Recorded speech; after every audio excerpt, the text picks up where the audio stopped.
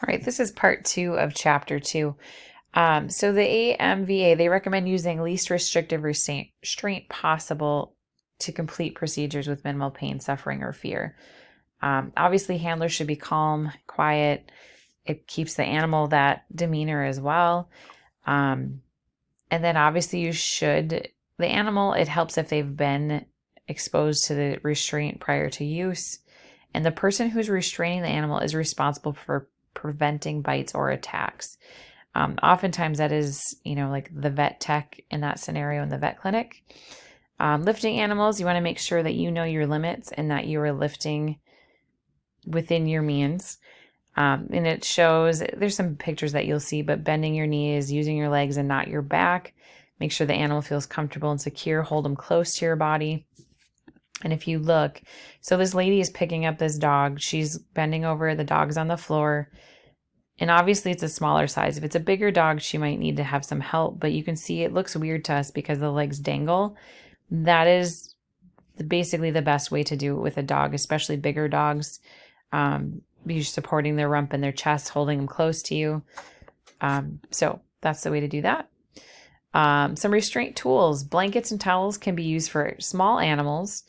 And it sounds mean, but the simple noose leash can be used to remove a dog from a cage. There is an image on the next slide, so you'll see it. There's, cat bags and then muzzles on there too. So this is that noose leash, and obviously it's just a ring that slides on that rope. This is the bag for the cat. It honestly looks like the sleeve of a shirt, and basically they took this style and put zippers on it so that they can get a leg out wherever they need. And the hat, the cat's head is exposed here, so they're a little bit more comfortable. And there's a handle on it so you can even, carry it if you needed to. And then this is an example of a muzzle on a cat. All right, if you don't have a fancy muzzle like the one in the last slide, you can always make one, and this kind of goes through, step by step, but it's pretty simple to take. This is like a gauze roll that you just take and kind of loop it around the dog's nose, go and then tie it behind the head, making sure that it's secure.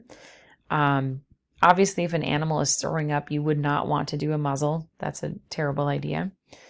And then this is a, example of a store-bought one. You'd want to make sure that it is going to fit the size dog that it needs. Shouldn't be too big, shouldn't be too small. The other hard part too is some dog breeds, such as a pug, are very hard to muzzle. Restraint position. So there's 2 listed on here. You have sternal recumbency and then lateral recumbency.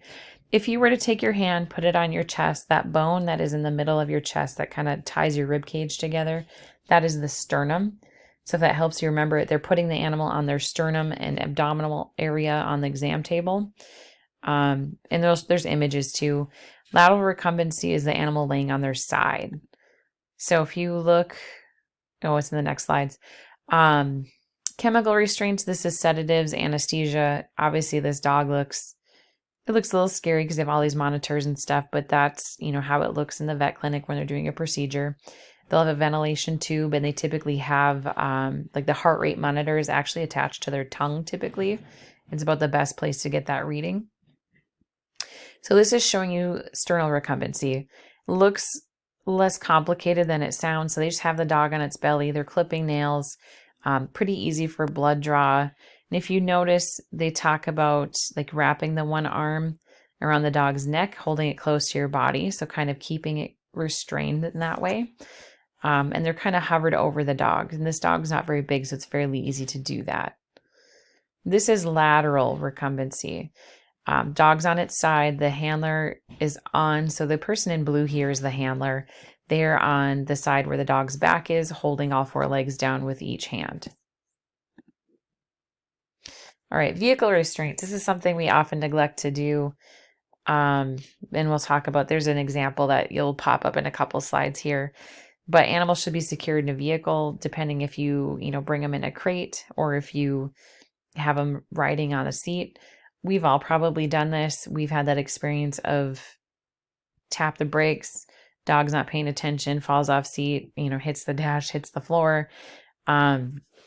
And it's one of those things that if, nothing traumatic happens, it's not very scary. Not always the case. So just in vehicles in general, you should have good ventilation, allow them to exercise every 4 to 6 hours, give them water every 4 hours. And then food at least every 24 hours, if not more. Crates, an animal should be able to sit, stand, and turn around in a crate.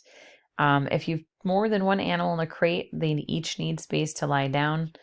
And then if you can, secure the crate in the vehicle to prevent shifting.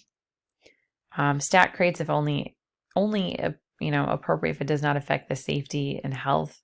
And then transporting them in truck beds can be very dangerous. And it does talk about too that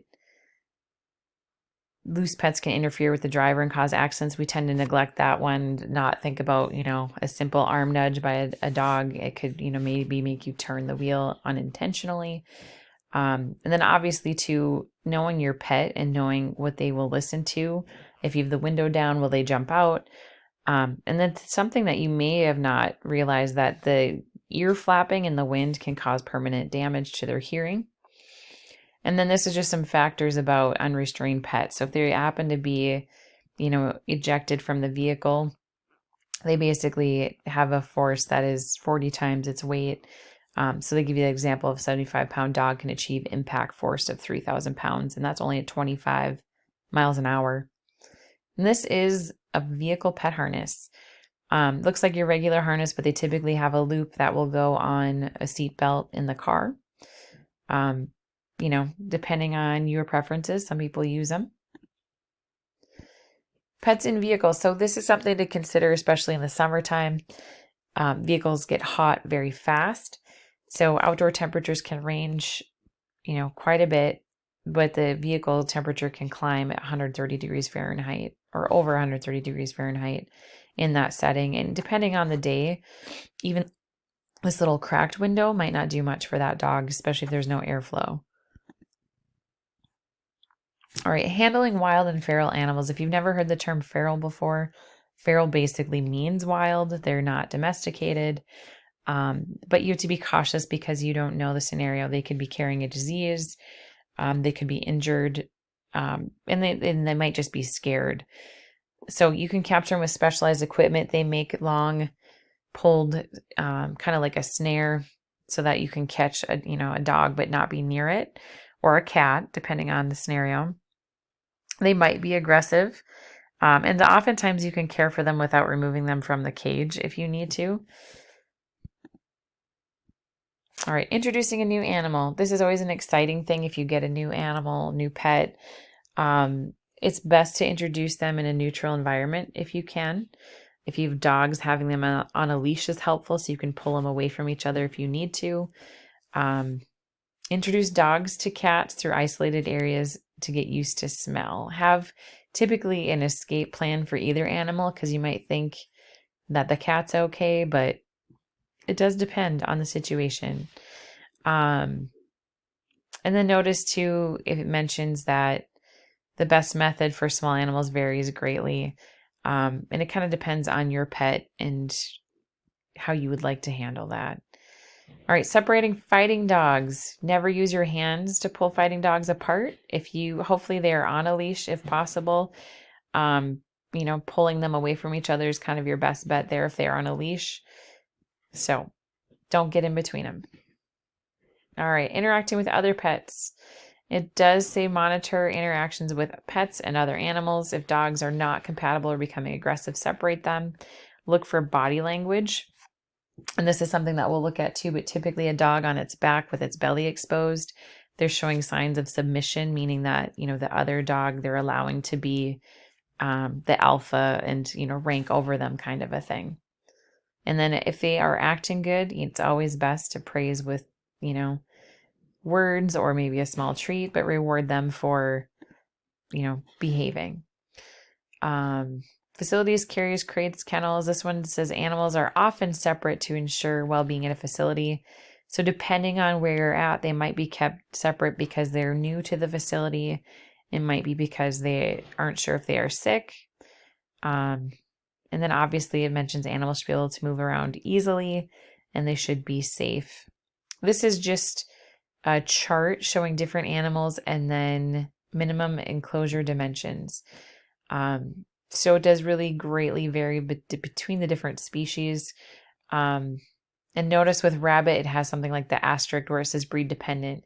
Obviously, you can have something as small as, the different dwarf sizes all the way up to those, giant ones. Some of the really big rabbits, they're going to vary greatly.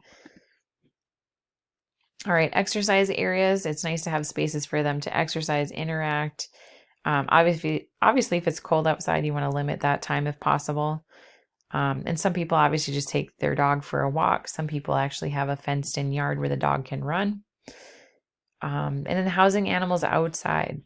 This is biosecurity set of procedures used to prevent the spread of infection or disease, prevent animals from being exposed to organisms outside the facility, ensure access to feed and water, and then animals should not be chained or leashed outside for long periods of time.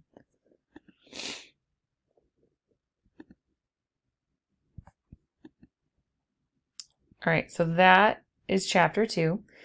And then coming up, we will have different job pieces.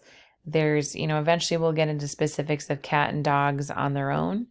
But this is just kind of the nitty gritty of the safety components. So thank you for listening to chapter 2.